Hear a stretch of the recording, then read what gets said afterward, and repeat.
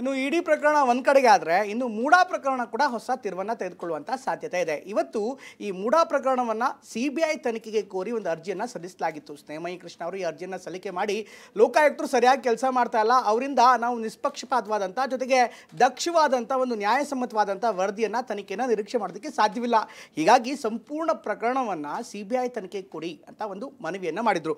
ಆ ಮನವಿಯ ವಿಚಾರಣೆ ಕೂಡ ಇವತ್ತು ನಡೀತು. ಅಂತಿಮವಾಗಿ ತೀರ್ಪನ್ನು ಕಾಯ್ದಿರಿಸಲಾಗಿದೆ.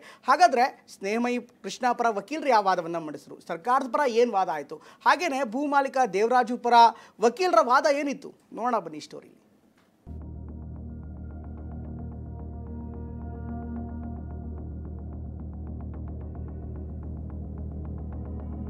ಮೂಡಾ ಸೈಟ್ ಹಂಚಿಕೆಯಲ್ಲಿ ನಡೆದಿದೆಯೆನ್ನಲಾದ ಅಕ್ರಮದ ಬಗ್ಗೆ ಲೋಕಾಯುಕ್ತ ತನಿಖೆ ನಡೆಸಿದೆ. ಈವರೆಗಿನ ತನಿಖೆಯ ವರದಿಯನ್ನು ಲೋಕಾಯುಕ್ತ ಪೊಲೀಸರು ಮುಚ್ಚಿದ ಲಕೋಟೆಯಲ್ಲಿ ವರದಿ ಸಲ್ಲಿಸಿದ್ದಾರೆ. ಆದರೆ ಲೋಕಾಯುಕ್ತ ತನಿಖೆಗೆ ಆಕ್ಷೇಪ ವ್ಯಕ್ತಪಡಿಸಿರೋ ದೂರುದಾರ ಸ್ನೇಹಮಯಿ ಕೃಷ್ಣ ಪ್ರಕರಣವನ್ನ CBIಗೆ ನೀಡಬೇಕೆಂದು ಹೈಕೋರ್ಟ್ನಲ್ಲಿ ಅರ್ಜಿ ಸಲ್ಲಿಸಿದ್ದಾರೆ. ಈ ಅರ್ಜಿಯ ವಿಚಾರಣೆ ನ್ಯಾಯಮೂರ್ತಿ ನಾಗಪ್ರಸನ್ನ ಅವರಿದ್ದ ಧಾರವಾಡ ಹೈಕೋರ್ಟ್ ಏಕಸದಸ್ಯ ಪೀಠದಲ್ಲಿ ಸುದೀರ್ಘವಾಗಿ ನಡೆದಿದೆ. ಸ್ನೇಹಮಯಿ ಪರ ವಕೀಲ ಮಣಿಂದರ್ ಸಿಂಗ್ ವಾದ ಮಂಡಿಸಿದ್ದಾರೆ. ಹಾಗಾದ್ರೆ ಇಂದಿನ ವಾದ ಪ್ರತಿವಾದ ಹೇಗಿತ್ತು, ಪೆನ್ ಟು ಪೆನ್ ತೋರಿಸ್ತೀವಿ ನೋಡಿ. ಈ ಹಂತದಲ್ಲಿ ಸಿದ್ದರಾಮಯ್ಯ ವಾದ ಮಂಡನೆ ಆಲಿಸುವ ಅಗತ್ಯವಿಲ್ಲ. ಸಾರ್ವಜನಿಕ ಹಿತಾಸಕ್ತಿಯನ್ನ ದೃಷ್ಟಿಯಲ್ಲಿಟ್ಟುಕೊಂಡು ಕೋರ್ಟ್ ತೀರ್ಮಾನಿಸಬೇಕು. ರಾಜಕೀಯ ಮುಖಂಡರ ಹೆಸರಿರುವುದರಿಂದ ಸ್ಥಳೀಯ ಪೊಲೀಸರಿಂದ ದಕ್ಷ ತನಿಖೆ ಸಾಧ್ಯವಿಲ್ಲ. ರಾಜಕೀಯ ಒತ್ತಡದಿಂದ ತನಿಖೆ ಹಳಿ ತಪ್ಪಬಹುದು. ಸ್ಥಳೀಯ ಪೊಲೀಸರಿಂದ ತನಿಖೆ ನಡೆದರೆ ನ್ಯಾಯ ಸಾಧ್ಯವಿಲ್ಲ. ಈ ಭಾವನೆ ಇದ್ದರೆ ತನಿಖೆಯನ್ನ CBIಗೆ ವಹಿಸಬಹುದು. ಆರೋಪಿಯಾದವರಿಗೆ ತನಿಖಾ ಸಂಸ್ಥೆ ಆಯ್ಕೆ ಮಾಡುವ ಹಕ್ಕಿಲ್ಲ. ಶಂಕಿತ ಆರೋಪಿ ತನಿಖಾ ತಂಡವನ್ನ ಆಯ್ಕೆ ಮಾಡಬಾರದು. ಈ ಬಗ್ಗೆ ಸುಪ್ರೀಂ ಕೋರ್ಟ್ ತೀರ್ಪುಗಳಿವೆ. ಹೀಗಂತ ಹಲವು ಸುಪ್ರೀಂ ಕೋರ್ಟ್ ತೀರ್ಪುಗಳನ್ನು ಉಲ್ಲೇಖಿಸಿ ಮಣಿಂದರ್ ಸಿಂಗ್ ವಾದ ಮಾಡಿದ್ರು. ಹಾಗೆಯೇ ಈ ಪ್ರಕರಣದಲ್ಲಿ ಸ್ವತಂತ್ರ ತನಿಖಾ ಅನಿವಾರ್ಯ ಹೇಗೆ ಅನ್ನೋದನ್ನ ವಿವರಿಸಿದ್ರು. 3,26,000 ಮೊತ್ತದ ಜಮೀನು ಸ್ವಾಧೀನಕ್ಕೆ ದುಬಾರಿ ನಿವೇಶನ ಹಂಚಿಕೆ ಮಾಡಲಾಗಿದೆ. ಅಸ್ತಿತ್ವದಲ್ಲೇ ಇಲ್ಲದ ಜಮೀನು ಭೂ ಪರಿವರ್ತನೆ ಮಾಡಲಾಗಿದೆ. ಕ್ಯಾಬಿನೆಟ್ ಟಿಪ್ಪಣಿ, ಮುಖ್ಯ ಕಾರ್ಯದರ್ಶಿ ಟಿಪ್ಪಣಿ ಇದೆ. ಹೀಗಾಗಿ ಈ ಪ್ರಕರಣದಲ್ಲಿ ಸ್ವತಂತ್ರ ತನಿಖೆ ಅನಿವಾರ್ಯ ಇದೆ. ನ್ಯಾಯ ಎತ್ತಿ ಹಿಡಿಯಲು CBI ತನಿಖೆ ಅನಿವಾರ್ಯವಿದ್ದು ಸ್ವತಂತ್ರ ನ್ಯಾಯಸಮ್ಮತ ತನಿಖೆಯಾಗಬೇಕಿದೆ. ಹೀಗಂತ ಸ್ವತಂತ್ರ ತನಿಖಾ ಅನಿವಾರ್ಯತೆಯನ್ನ ಪ್ರಸ್ತಾಪಿಸಿದ್ರು. ಇದಾದ ನಂತರ ಭೂಮಾಲೀಕ ದೇವರಾಜು ಪರ ದುಷ್ಯಂತ್ ದವೆ ಪ್ರತಿವಾದ ಮಂಡಿಸಿದ್ರು. ದೇವರಾಜು ವಿರುದ್ಧ ಯಾವುದೇ ಕ್ರಿಮಿನಲ್ ಪ್ರಕರಣವಿಲ್ಲ. CBI ತನಿಖೆ ನಡೆಸುವ ಅಗತ್ಯವಿಲ್ಲ. ವಿಳಂಬಕ್ಕೆ ಕಾರಣ ನೀಡದೆ ಹೈಕೋರ್ಟ್ಗೆ ಅರ್ಜಿ ಸಲ್ಲಿಸಿದ್ದಾರೆ. 15 ವರ್ಷದ ನಂತರ ಕೇಸ್ ದಾಖಲಿಸಿದ್ದಾರೆ. ಒಮ್ಮೆ ಲೋಕಾಯುಕ್ತ ಕೋರ್ಟ್ಗೆ, ಮಗದೊಮ್ಮೆ ಹೈಕೋರ್ಟ್ಗೆ ಅರ್ಜಿ. ಎರಡೆರಡು ವೇದಿಕೆಗಳಲ್ಲಿ ಪ್ರತ್ಯೇಕ ಮನವಿ ಕೋರಿ ಅರ್ಜಿ ಸಲ್ಲಿಸುವಂತಿಲ್ಲ. ಲೋಕಾಯುಕ್ತ ಪೊಲೀಸರು ತನಿಖೆ ನಡೆಸುತ್ತಿರುವಾಗ ಈಗ CBI ತನಿಖೆಗೆ ಕೋರಿ ಅರ್ಜಿ ಸಲ್ಲಿಸಿರುವುದು ಸೂಕ್ತವಲ್ಲ. CMಗೆ ಮುಜುಗರ ಉಂಟು ಮಾಡಲೆಂದೇ ಈ ಅರ್ಜಿ ಸಲ್ಲಿಸಿದ್ದಾರೆ. ಕೋರ್ಟ್ ಅನ್ನ ತಪ್ಪು ದಾರಿಗೆಳೆದು ಅರ್ಜಿ ಸಲ್ಲಿಸಿದ್ದಾರೆ.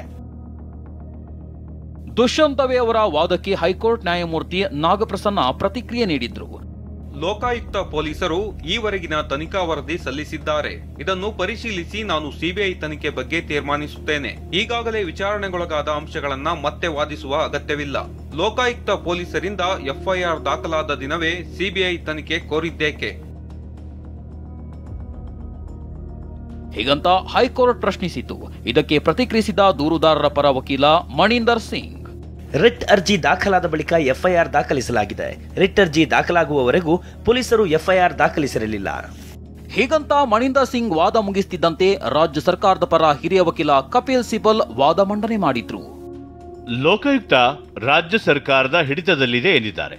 ಆದರೆ CBI ಕೂಡ ಕೇಂದ್ರ ಸರ್ಕಾರದ ಹಿಡಿತದಲ್ಲಿದೆ. ಹೀಗಾಗಿ CBI ಸ್ವತಂತ್ರ ತನಿಖಾ ಸಂಸ್ಥೆ ಎನ್ನಲಾಗುವುದಿಲ್ಲ. ಲೋಕಾಯುಕ್ತ ಸಂಸ್ಥೆ ಕಳಂಕಿತ ಎಂದು ಹೇಳಲು ಆಗಲ್ಲ. ಯಾಕಂದ್ರೆ ಲೋಕಾಯುಕ್ತ ಪೊಲೀಸರ ಮೇಲೆ ಲೋಕಾಯುಕ್ತ ಸಂಸ್ಥೆಯ ನಿಗಾ ಇದೆ. ಹೀಗಾಗಿ ಲೋಕಾಯುಕ್ತ ತನಿಖೆ ಸ್ವತಂತ್ರವಾಗಿರಲಿದೆ. CBI ಸ್ವತಂತ್ರ ಎಂದಾದರೆ ಲೋಕಾಯುಕ್ತ ಕೂಡ ಸ್ವತಂತ್ರ ಸಂಸ್ಥೆಯಾಗಿದ್ದು ಅದು ನಡೆಸುತ್ತಿರುವ ತನಿಖೆ ಸೂಕ್ತವಾಗಿದೆ. ತನಿಖೆ ತಾರತಮ್ಯ ಪೂರಿತವಾಗಿದ್ದಾಗ ಬೇರೆ ಸಂಸ್ಥೆಯಿಂದ ತನಿಖೆ ಕೋರಬಹುದು. ಈ ಕೇಸ್ನಲ್ಲಿ ಇದ್ಯಾವುದೂ ಆಗದಿದ್ರೂ CBI ತನಿಖೆ ಕೋರುತ್ತಿದ್ದಾರೆ. ಹೈಕೋರ್ಟ್ ಸ್ವತಃ ವರದಿ ನೋಡಿ ತೀರ್ಮಾನಿಸಲು ಅವಕಾಶವಿಲ್ಲ. ಲೋಕಾಯುಕ್ತ ಪೊಲೀಸರ ತನಿಖೆ ಸರಿ ಇಲ್ಲದಿದ್ರೆ ಆಕ್ಷೇಪಿಸಬಹುದು. ಮರು ತನಿಖೆಗೆ ಜನಪ್ರತಿನಿಧಿಗಳ ವಿಶೇಷ ಕೋರ್ಟ್ಗೆ ಅರ್ಜಿ ಸಲ್ಲಿಸಬಹುದು. ಆದರೆ ತನಿಖೆ ಮಧ್ಯದಲ್ಲೇ ವರದಿ ಏನೆಂದು ತಿಳಿಯದೆ ತೀರ್ಮಾನಿಸಬಾರದು. ಇನ್ನು ಮಾಜಿ CM ಯಡಿಯೂರಪ್ಪ ಹಾಗೂ ಮಾಜಿ ಸಚಿವರ ರಾಜೀನಾಮೆ ಪ್ರಕರಣವನ್ನ ಉಲ್ಲೇಖಿಸಿ ಕಪಿಲ್ ಸಿಬಲ್ ವಾದ ಮಂಡನೆ ಮಾಡಿದ್ರು. ಲೋಕಾಯುಕ್ತ ಕಾಯ್ದೆಗೆ ಸಂಪೂರ್ಣ ವ್ಯಾಪ್ತಿ ಇದೆ. ಇದೇ ಕಾಯ್ದೆ ಅಡಿಯೇ ಮಾಜಿ ಸಿಎಂ ಸಚಿವರು ರಾಜೀನಾಮೆ ಕೊಟ್ಟರು. ಮಾಜಿ ಸಿಎಂ ಸಚಿವರು ಜೈಲಿಗೆ ಹೋಗಬೇಕಾಯಿತು. ಹೀಗಾಗಿ ಲೋಕಾಯುಕ್ತ ತನಿಖೆ ಸ್ವತಂತ್ರವಲ್ಲವೆಂದು ವಾದಿಸಲಾಗದು. ಸಿಎಂ ಸಿದ್ದರಾಮಯ್ಯ ಪರ ವಾದ ಮಂಡಿಸಿದ ಸಿಎಂ ಪರ ಹಿರಿಯ ವಕೀಲ ಅಭಿಷೇಕ್ ಸಿಂಘ್ವಿ ಸಿಬಿಐ ತನಿಖೆಗೆ ಅರ್ಹವಾಗಲು ಇದು ಅಪರೂಪದ ಪ್ರಕರಣವಲ್ಲ ಅಂದ್ರು. ಸಿಬಿಐ ತನಿಖೆಗೆ ಅರ್ಹವಾಗಲು ಇದು ಅಪರೂಪದ ಪ್ರಕರಣವಲ್ಲ. ಲೋಕಾಯುಕ್ತ ತನಿಖೆಯಲ್ಲಿ ಮಧ್ಯ ಪ್ರವೇಶಿಸಿ ಸಿಬಿಐಗೆ ಹಸ್ತಾಂತರ ಸರಿಯಲ್ಲ. ದೂರುದಾರರಿಗೆ ರಾಜ್ಯಪಾಲರ ಅನುಮತಿ ಬೇಕಿತ್ತು, ಪಡೆದ್ರು. ಮೊದಲಿಗೆ ಲೋಕಾಯುಕ್ತ ಪೊಲೀಸರ ತನಿಖೆ ಕೋರಿದ್ರು. ತನಿಖೆಯಾಗುವ ಮೊದಲೇ ಸಿಬಿಐ ತನಿಖೆ ಕೇಳುತ್ತಿದ್ದಾರೆ. ಲೋಕಾಯುಕ್ತ ಪೊಲೀಸರ ತನಿಖೆಯ ಲೋಪವೇನೆಂದು ಹೇಳಿಲ್ಲ. ಆರೋಪಿ ಸ್ಥಾನದಲ್ಲಿ ಸಿಎಂ ಇದ್ದಾರೆ, ಸಿಬಿಐಗೆ ಕೊಡಿ ಎನ್ನುತ್ತಿದ್ದಾರೆ. ಇದು ತಪ್ಪು, ಮೇಲ್ಪಂಕ್ತಿಗೆ ಕಾರಣವಾಗುತ್ತದೆ. ಲೋಕಾಯುಕ್ತ ಸಂಸ್ಥೆಯ ಕೆಳಗೆ ಸಿಎಂ, ಡಿಸಿಎಂ ಉನ್ನತ ಅಧಿಕಾರಿಗಳು ಬರುತ್ತಾರೆ. ರಾಜಕೀಯ ಬಣ್ಣವಿದೆ ಎಂಬ ಕಾರಣಕ್ಕೆ ಸಿಬಿಐಗೆ ನೀಡಬಾರದು. ದೂರುದಾರ ಮೊದಲಿಗೆ ಸಿಬಿಐ ತನಿಖೆ ಕೋರಿರಲಿಲ್ಲ, ಈಗ ಸಿಬಿಐ ತನಿಖೆ ಕೋರುತ್ತಿದ್ದಾರೆ. ಇದನ್ನ ಪರಿಗಣಿಸಬೇಕು. ಹೀಗೆ ಸಿಎಂ ಪರ ವಕೀಲ ಅಭಿಷೇಕ್ ಮನು ಸಿಂಘ್ವಿ ತಮ್ಮ ವಾದ ಮಂಡನೆಯನ್ನ ಅಂತ್ಯಗೊಳಿಸಿದ್ರು. ಇದಾದ ಬಳಿಕ ಸಿಎಂ ಪರ ಹಿರಿಯ ವಕೀಲ ರವಿವರ್ಮ ಕುಮಾರ್ ವಾದ ಮಂಡನೆ ಮಾಡಿದ್ರು. ಸರ್ವೆ ನಂಬರ್ 464 ದೇವನೂರು ಲೇಔಟ್ನ ಭಾಗವಾಗಿರಲಿಲ್ಲ. ಭೂ ಮಾಲೀಕರು ಪರಿಹಾರದ ಹಣ ಪಡೆದಿರಲಿಲ್ಲ. ಕೋರ್ಟ್ನಿಂದ ಪರಿಹಾರದ ಹಣವನ್ನ ವಾಪಸ್ ಪಡೆಯಲಾಗಿತ್ತು. ಹೀಗಾಗಿ ಈ ಜಮೀನು ಡಿನೋಟಿಫಿಕೇಶನ್ ಆಗಿತ್ತು. ಸಿಬಿಐ ಪ್ರಧಾನಮಂತ್ರಿ ಕಚೇರಿ ವ್ಯಾಪ್ತಿಗೆ ಒಳಪಡುತ್ತದೆ. ಪ್ರಧಾನಮಂತ್ರಿಗಳು ಕಾಂಗ್ರೆಸ್ ಮುಕ್ತ ಭಾರತಿ ಎಂದಿದ್ದಾರೆ. ಸಿಬಿಐಗೆ ಈ ಕೇಸನ್ನು ಹಸ್ತಾಂತರಿಸುವುದು ಸರಿಯಲ್ಲ. ಹೀಗೆ ಸಿಎಂ ಪರ ಹಿರಿಯ ವಕೀಲ ರವಿವರ್ಮ ಕುಮಾರ್ ವಾದ ಮಂಡನೆ ಮಾಡಿದ್ರು. ದೂರುದಾರರ ಪರ ವಕೀಲರು, ಸಿಎಂ ಪರ ಹಾಗೂ ಸರ್ಕಾರದ ವಕೀಲರು ವಾದ ಮಂಡನೆ ಮಾಡಿದ್ರು. ವಾದ ಪ್ರತಿವಾದ ಆಲಿಸಿದ ನ್ಯಾಯಮೂರ್ತಿ ನಾಗಪ್ರಸನ್ನ ಅವರು ಆದೇಶ ಕಾಯ್ದಿರಿಸಿದ್ದಾರೆ. ಜೊತೆಗೆ ಲೋಕಾಯುಕ್ತ ಪೊಲೀಸರ ಅಂತಿಮ ವರದಿ ಸಲ್ಲಿಕೆಗೆ ಗಡುವು ವಿಸ್ತರಣೆ ಮಾಡಿದ್ದಾರೆ. ರಮೇಶ್, ಟಿವಿ9 ಬೆಂಗಳೂರು.